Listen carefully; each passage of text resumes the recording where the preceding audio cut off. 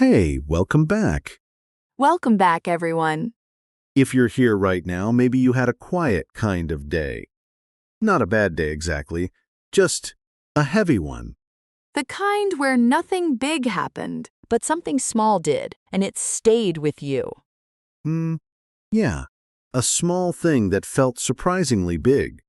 Like opening your phone, scrolling, and then pausing on someone's name. Someone you used to talk to every day. And now, you don't even know what to say to them anymore. That quiet sadness. That's what we're talking about today. The quiet sadness of muting an old friend online. And if that already feels familiar to you, you're in the right place.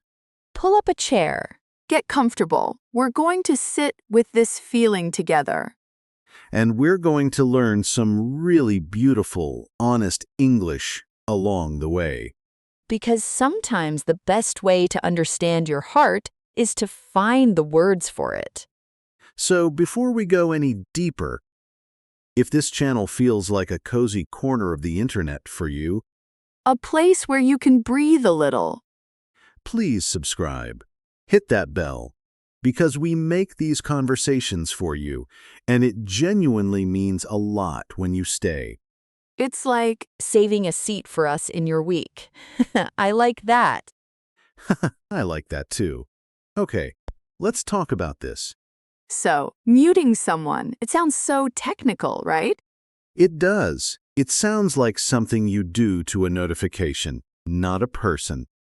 But it's not technical at all.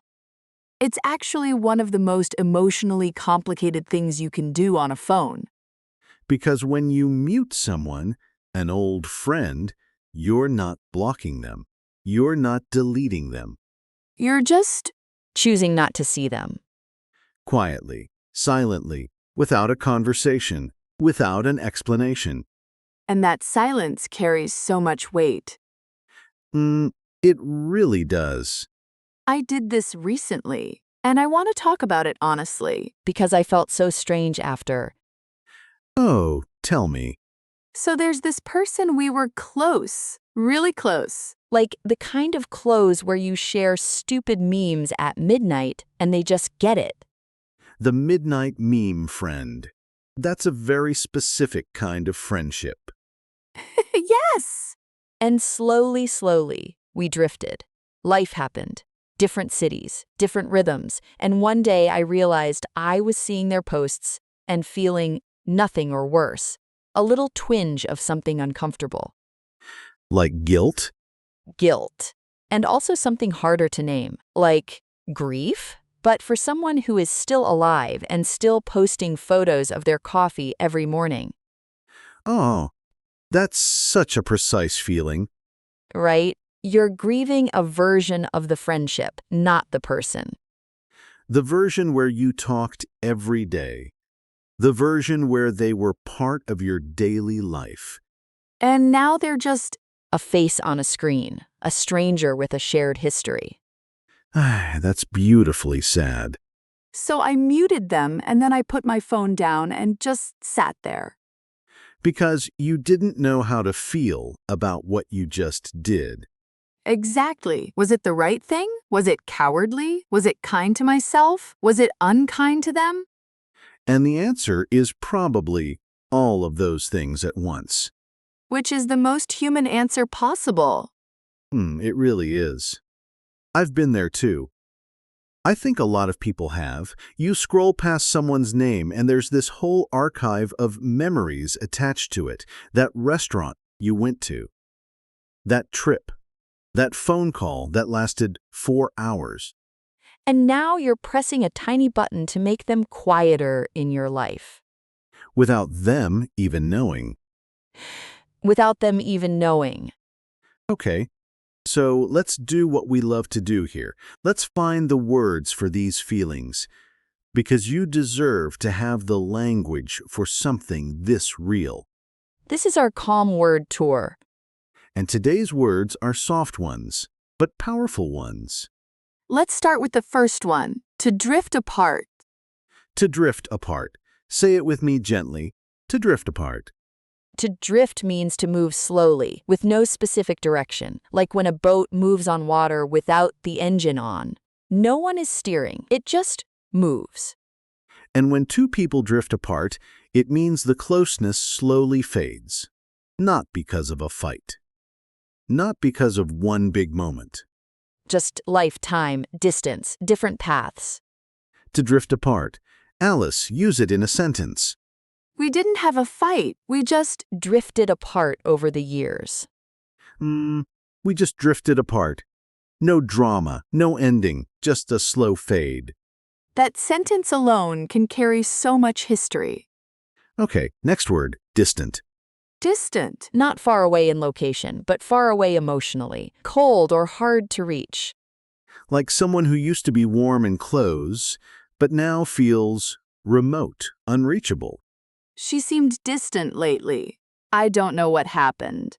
She seemed distant.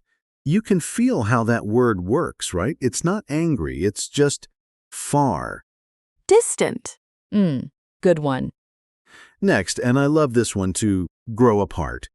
Oh, this is different from drift apart. Both are gentle. But to grow apart means you changed. You became different people. You grew in different directions. Like two plants in the same pot, but one leans toward the window and one leans toward the door. I've never heard it described like that, but yes, exactly. I use weird plant metaphors when I'm emotional. We grew apart. We want different things now. We're not the same people we were 5 years ago.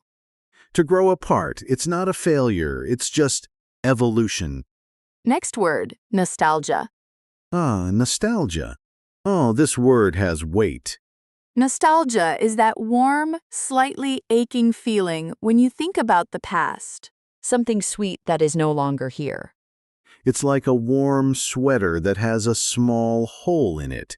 It still feels good, but there's something missing.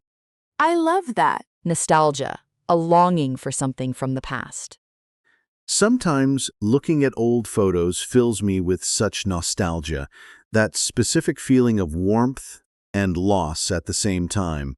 Sometimes looking at old photos fills me with nostalgia. Say that slowly with me. Nostalgia. Nostalgia.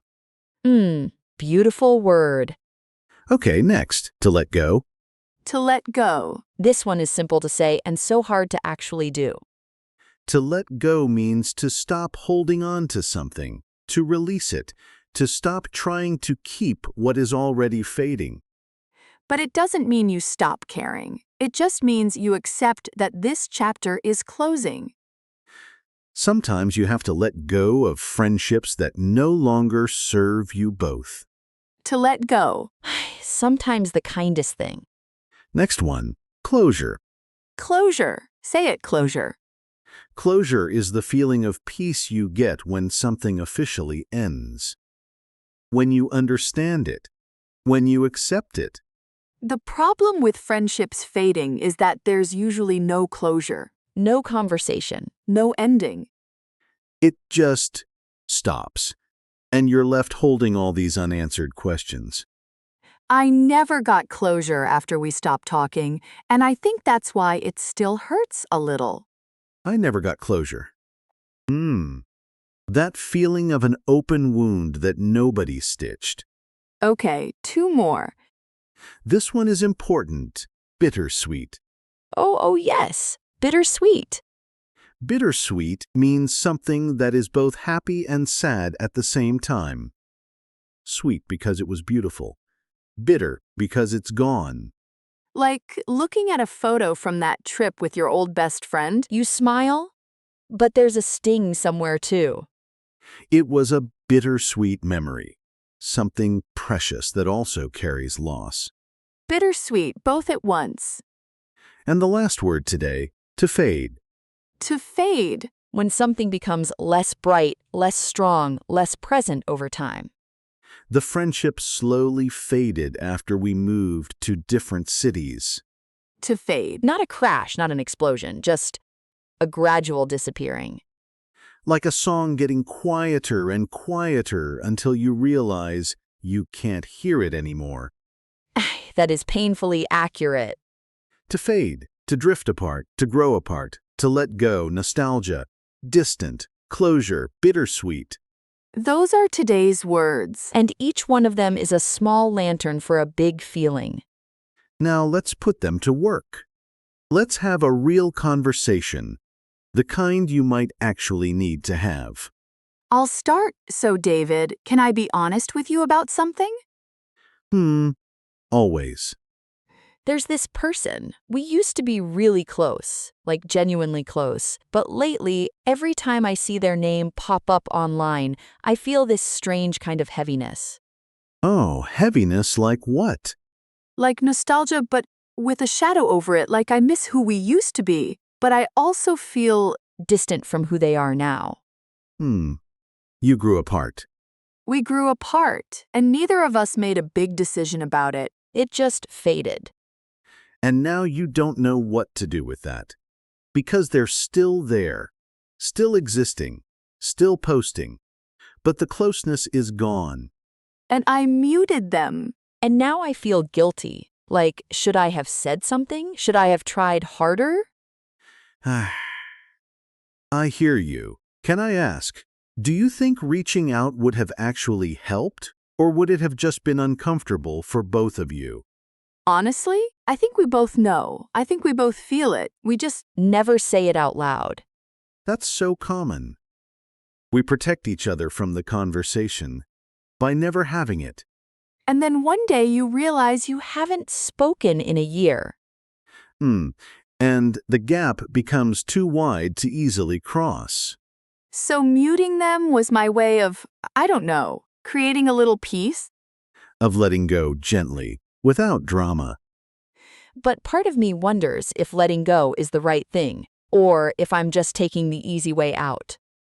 I think there's a difference between easy and kind. Muting someone when a friendship has truly faded is not cowardly. It's just honest. You're honoring what is real right now. That's actually really freeing to hear. And the bittersweet part? The memories are still yours. You don't lose those. You just close that tab. Close that tab, David. I needed to hear that. We all need that sometimes. Okay, let's step back for a second. Because I want to name something that I think a lot of people feel, but don't say.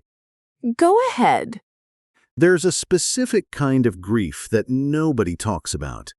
Not grief for someone who died, not grief after a breakup, but grief for a friendship that just quietly ended. Friend grief. Friend grief. And it is real and it is valid. And it often goes unacknowledged because there's no ceremony for it, no ritual, no space to say this mattered and now it's different.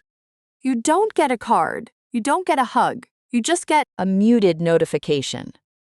And maybe a feeling you can't quite explain when their birthday appears on your screen. Every single year. And you type happy birthday and then delete it 3 times. You delete it 3 times. And then sometimes you send it, and they respond with a thumbs up emoji. A thumbs up after everything. After everything, and somehow that small emoji holds the entire story of how far you've drifted. It's funny, and it's heartbreaking, and it's exactly right. Bittersweet. Bittersweet. I want to talk about guilt for a moment. Because when you mute someone, or when you let a friendship fade, so many people immediately feel guilty. Like they did something wrong, like they failed. And I want to gently push back on that. Not every friendship is meant to last forever, and that is not a failure. Some friendships are for a season, some are for a reason, some are for a lifetime. And the ones that were for a season, they still shaped you. They still mattered. The fact that it changed doesn't erase what it was. The fact that it changed does not erase what it was. Say that again, Alice, slowly. The fact that it changed does not erase what it was. Hold on to that, because so many people blame themselves for natural endings. I used to do that. I used to think if I was a better friend, maybe we wouldn't have drifted apart. And what do you think now? I think people grow, and growing isn't always together, and that's okay. That's really okay. It just sometimes doesn't feel that way at 11 p.m. when the nostalgia hits hard. Why is it always late at night? Because during the day you're busy, and at night your brain goes, now let's process everything you ignored today. The brain's night shift, absolutely unasked for. Completely unsolicited. But in those moments, when the nostalgia hits and you're lying there thinking about old friendships, I think it helps to name it. Put a word on the feeling. Not to fix it, just to acknowledge it. I feel nostalgic right now. I miss that closeness, and that's okay. Saying it out loud, even just to yourself, makes it less heavy. It goes from a cloud to a word. A cloud to a word. I like that. Now, let's give our listeners a moment, because I think some of you are holding something right now. Maybe you have someone in mind. A face, a name, a chat thread you haven't opened in a long time. And maybe you muted them, or maybe they slowly muted you. And maybe you don't have a word for how that feels. Let's try. Take a breath. A slow one, in through the nose. And let's say something together, something soft. Repeat after me, gently. We grew apart, and that's okay. We grew apart, and that's okay. Say it with us, softly, like you mean it. Because it is okay. It really is. Growth does not always mean staying together. And love, even old, quiet, faded love, doesn't disappear just because the conversation stopped. Now let's try one more phrase. Say this one with me. I'm letting go with kindness. I'm letting go with kindness. Not with anger, not with bitterness, with kindness. Toward them and toward yourself. Especially toward yourself. Okay, I want to shift for just a moment because there's another side to this story. Oh, tell me. What if you're the one who got muted? Oh. What if you noticed the silence? What if you saw that someone stopped reacting to your posts, stopped watching your stories, stopped reaching out? And you didn't hear it from them directly. You just felt it. That's a different kind of ache. A very different kind. Because there's no explanation. There's no closure. You're just left wondering, did I do something wrong? Did they get busy? Did they stop caring? And your brain, that very clever, very unhelpful brain, will fill in the silence with the worst possible answer. It will decide. They must not like you anymore. You must have done something. But the truth is, you probably didn't do anything. They are probably just navigating their own season of growing, of letting go, of protecting their own peace. And it's not personal, even when it feels completely personal. That one is hard to really believe, but it's important. It is hard because we are human, and humans want to matter to each other. We want to be seen. We want to be kept. And when someone quietly removes us from their everyday attention, it stings. But here is what I've learned. The people who are meant to stay in your life, they stay. Not because you perform for them, not because you earn it. But because something true connects you. And that survives seasons. That survives distance. That survives the drift. And the ones who quietly step back, you send them kindness. You wish them well. Even silently, even just in your own heart. and you let them go, Gently. gently. I think that's one of the most grown-up things a person can do, and nobody talks about it. Nobody gives you credit for the quiet grace of letting go. But it takes real emotional strength. It does. Okay, let's bring it home. Let's talk about what we're actually feeling after all this. I feel understood and a little emotional, honestly, Me too. This topic always gets me. because I think every single person listening has someone in mind right now. An old friend, a faded connection, a name with a history. And maybe you're carrying a little guilt, or a little grief, or a little nostalgia that has nowhere to go. And we want to say, that's okay. All of it, the guilt, the grief, the soft ache of missing what used to be.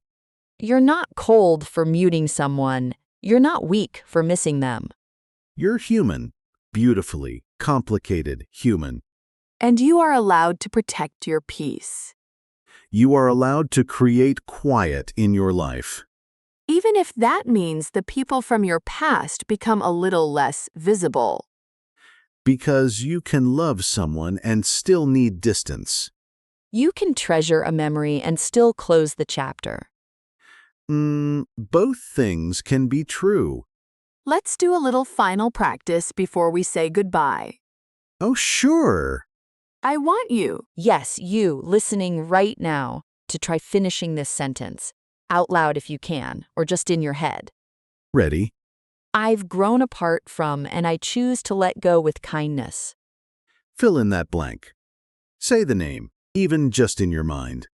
And then say the rest. I've grown apart from, and I choose to let go with kindness. Take a breath. Feel how that lands. There's something powerful about saying something that honest.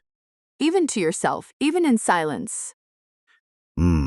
Especially in silence. Language gives us a container for feelings that would otherwise just float around and hurt us. Naming something takes away a little of its power. Not all of it, but a little. And sometimes a little is exactly what we need to sleep tonight. Honestly, Okay, let's wrap up. What are our words from today? Say them with us one more time. to drift apart, To grow apart. distant, Nostalgia. to let go, Closure. bittersweet. To fade. 8 words, 8 little lanterns. Keep them, use them, they're yours now. And here is our question for the comments today. Oh, I love this part. Think about a friendship from your past, a connection that has faded or changed. What is one kind thing you can say about that person today? Even if you've drifted apart, even if there's no more contact. Share it below. You don't have to use their name, but you can celebrate them, even quietly, even now. Because kindness toward the past is kindness toward yourself. Beautifully said. Before we go, A gentle reminder. Subscribe if you haven't. This little space, this cozy corner of honest English and honest feelings, it grows because of you. we make these conversations because we know you need them, and honestly, So do we. So do we. This is therapy for all of us. the most affordable kind. Thank you for spending this time with us. Thank you for trusting us with the quiet, heavy parts of your day. Take care of your English. And take care of your heart. Until next time. Goodbye, everyone. Take it easy.